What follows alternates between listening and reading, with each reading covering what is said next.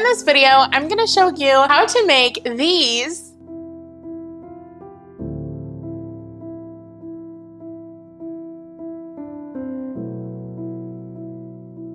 DIY Dollar Tree New York decor.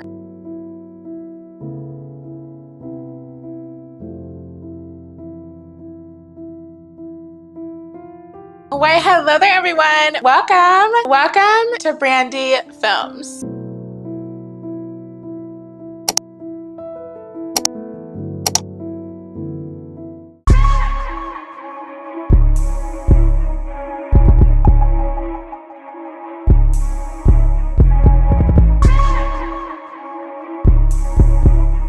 If you know, then you know, but one of my favorite colors is black, aka New York. I love Moody home interiors so much. Moody interiors are simply just my absolute favorite. As I'm sure you know, Moody interiors does not like 100% equate to the color black, right? When it comes to a Moody home interior, you can use so many different colors, but for me personally, I love the color black. Like, I am a huge contrast girl. I love a deep contrast. So I think that's enough of me talking. Let's go ahead and get into the video and let me show you how I made these DIY New York decor pieces.